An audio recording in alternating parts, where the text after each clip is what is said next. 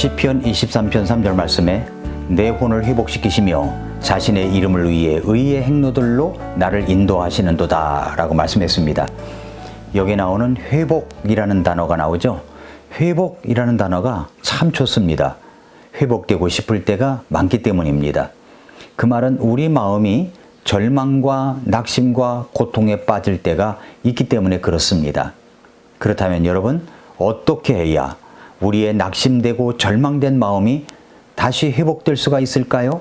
우리의 혼이 어떻게 하면 회복될 수가 있을까요? 첫째로 육신의 필요가 충족되어야 회복될 수가 있다는 겁니다.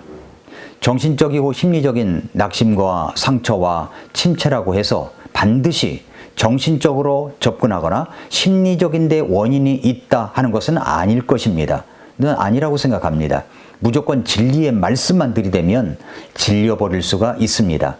정신적이고 심리적으로 침체되는 이유가 무엇 때문입니까? 여러 가지가 있겠지만 신체적인 이유가 있다는 거예요. 우울증을 예방하는 모든 안내 책자에 보면은 예외 없이 등장하는 수칙이 있습니다. 과로를 피하고 충분한 휴식을 취할 것, 영양관리와 자신에게 맞는 수면 습관을 유지할 것, 경쟁적인 생활 태도를 버리고 즐겁게 살아갈 것, 이것이 써 있습니다. 그렇다면 여러분, 이 처방의 내용을 반대로 생각하면 과로하고 휴식이 없고 잘 먹지 못하고 잘 자지 못하고 영양이 부족하고 남들과 경쟁하는 생활 태도가 있기 때문에 정신적인 문제, 심리적인 문제가 일어나는 현상이다라고 할 수가 있지 않습니까? 여기에 원인을 찾아볼 수가 있다는 것입니다. 경쟁을 해서 졌기 때문에 낙심이나 우울증이 찾아옵니까? 침체가 찾아오는 것입니까? 꼭 그것만은 아니라는 것입니다. 이겼을 때, 잘 되었을 때도 소위 성공한 사람들에게 나타나는 현상이 바로 성공한 다음 우울증으로 무너지는 사례가 꽤 있습니다. 그러나 여기 복된 소식이 있습니다. 성경에는 바로 이런 경우 우리 하나님께서 찾아오셔서 위로해 주시고 격려해 주시는 많은 내용들이 있습니다. 하나님은 우리의 선한 목자이시기 때문입니다. 양을 잘 관찰해 본 사람은 양이 뛰다가 걸어가다가 넘어져서 뒤집어지는 경우가 있음을 알 수가 있습니다. 네 발이 말이죠. 하늘을 향하고 배도 하늘을 향하고 맨만 하고 있는 것입니다. 뒤집어진 거죠. 양들에게 보편적으로 일어나는 현상이라고 합니다. 그런데 양은 혼자 힘으로는 뒤집어진 것을 다시 뒤집고 일어날 수가 없습니다. 비단 여러분 연약한 양만 그런 것이 아니라 힘이 세고 건강한 양들도 간혹 너무 빨리 뛰다가 뒤집어지기도 합니다. 몸의 중심을 잊어버리기 때문에 그렇습니다. 이렇게 뒤집어진 채로 그냥 놔두면 다시 다시 뒤집기를 해서 일어설 수가 없기 때문에 맹수, 독수리, 말똥가리, 들깨, 이리의 표적이 된다는 겁니다. 그렇기 때문에 그때 목자의 중요한 임무 가운데 하나가 바로 매일같이 자기의 양들의 수를 헤아리면서 양들이 없는지를 살피는 겁니다. 목자는 뒤집어진 양들을 발견하자마자 일으켜 세운 다음 마사지를 해주고 혈액순환을 돕습니다. 그렇게 편히 쉬게 하여 그를 회복시킵니다. 우리도 살아가다 보면은 이렇게 뒤집혀지는 경우가 있지 않습니까? 속이 뒤집어지는 경우가 있잖아요. 도저히 혼자 힘으로는 일어날 수가 없습니다. 어찌할 바를 모릅니다. 그때 우리의 선한 목자이신 예수님께서 달려오십니다. 그리고 바로 세워주십니다. 마사지를 해주십니다. 우리의 혈액순환을 돕습니다. 하나님의 치유는 먼저 육체적인 것에 있습니다. 성경에 나오는 엘리야는 영적으로 침체되어 죽기를 구하고 있을 때 하나님께서 찾아오셔서 먹고 마시고 쉬게 해 주셨습니다. 그렇습니다. 하나님의 치유는 1차적으로 육체적인 데 있다는 겁니다. 왜냐하면 그가 육체적으로 탈진에 있었기 때문입니다. 영양 부족이 있었기 때문입니다. 하나님이 먼저 내린 처방은 영적인 것이 아니었습니다. 잠깐의 휴식, 잠깐의 산책, 잠깐의 침묵, 잠깐의 낮잠으로 낙심한 마음이 치유되기도 합니다. 성도의 육체는 하나님의 성전이죠. 육체에 힘을 주시기 바랍니다. 저는 청년들이 아니 주부들에게 찾아오는 모든 우울증에는 영양제가 부족해서 일어나는 현상이 90%가 넘는다고 생각합니다. 영적으로 침체되어 있습니까? 낙심해 있습니까? 우울하십니까? 먹자, 마시자, 쉬자, 자자. 선한 목자이신 하나님의 상식에 충실한 회복의 처방이었던 셈입니다. 이것이 첫째 처방입니다. 이 첫째 처방을 내리신 이유는 둘째 처방을 하시기 위함입니다. 여기 둘째 처방이 있습니다. 그것은 영적인 필요가 충족되어야 회복할 수가 있습니다. 우리가 낙심한 데서 상처에서 우울한 마음에서 영적인 침체에서 회복하려면 육체적인 관리만 필요한 것이 아닙니다. 영적인 필요가 충족되어야 회복할 수가 있는 것입니다. 영적인 처방이 있어야 한다는 것입니다. 하나님이 우리의 목자가 되신다는 사실은 우리가 생각하는 그 이상의 것이 있습니다. 하나님과 그분의 자녀들과의 관계는 그것보다도 훨씬 더 깊고 훨씬 더 넓다는 것을 우리가 알아야 됩니다. 그래서 시편 23편은 말씀하십니다.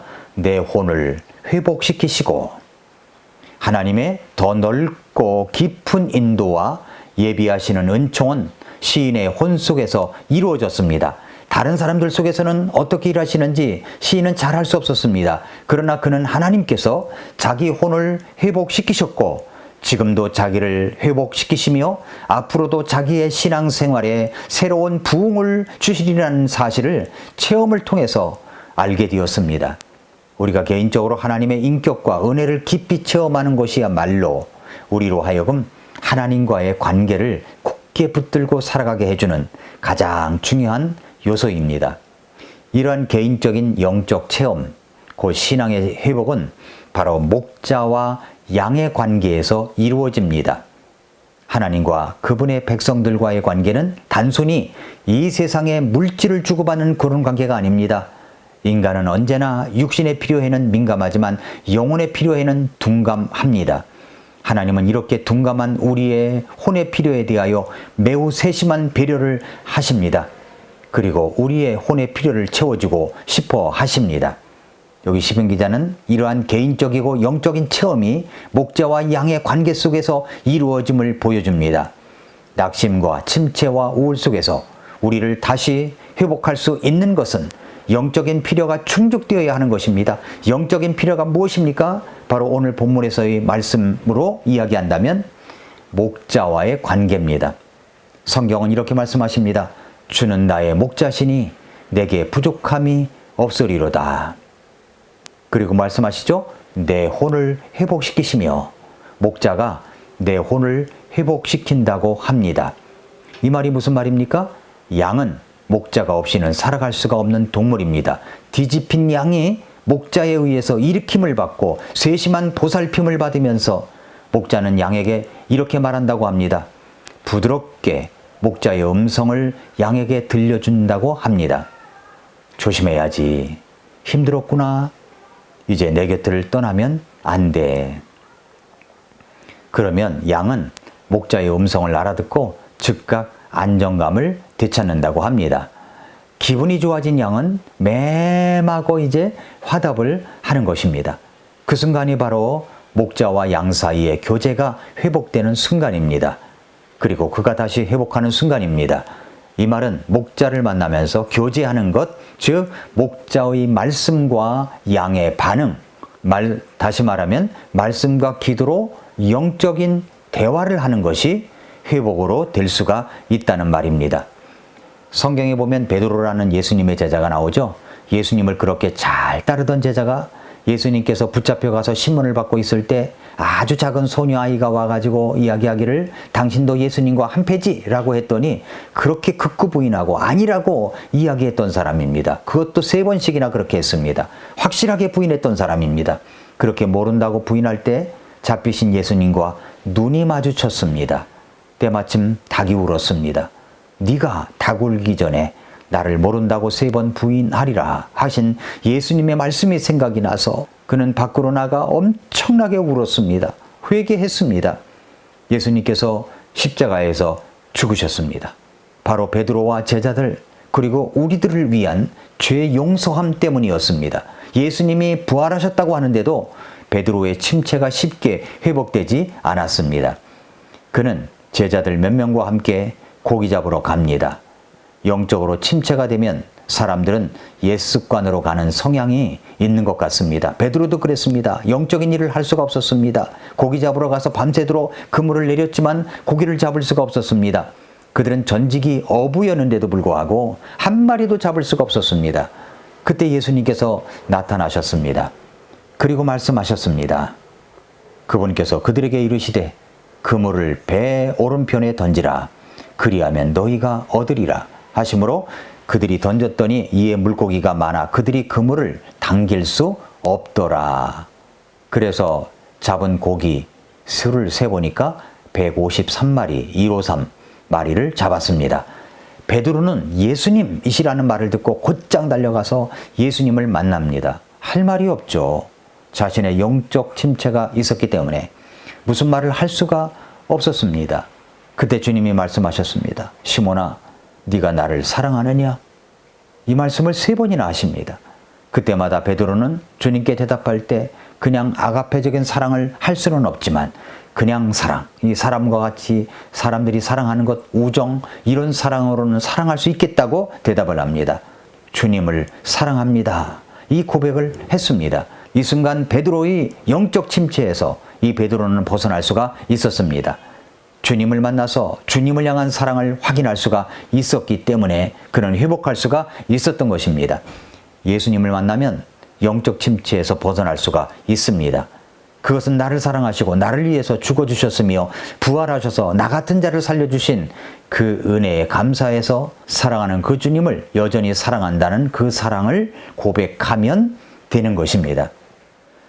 사랑하는 성도 여러분, 애청자 여러분, 오늘 본문 말씀은 내 혼을 회복시키는 목자가 있다고 말씀합니다. 아, 내 혼을 회복시킬 수 있는 분이 있다면, 낙심된 내 마음을 일으켜 줄 수 있는 분이 있다면 기꺼이 나는 그분을 따를 것입니다. 우리 예수님은 우리 인생을 다시 회복시키시려고 하늘에서 내려오신 분이십니다. 그분이 우리를 위하여 십자가에서 죽으셨습니다. 그분이 우리들의 인생을 위해 우리의 모든 죄를 대신 벌을 받으시고 피 흘려 죽으셨습니다. 그분이 우리의 목자가 되시겠다고 하십니다. 그 주님은 나를 의의 행로들로 인도해 주십니다. 그 예수님을 믿고 계속 따라가시기를 바랍니다. 오늘도 미라클 모닝입니다.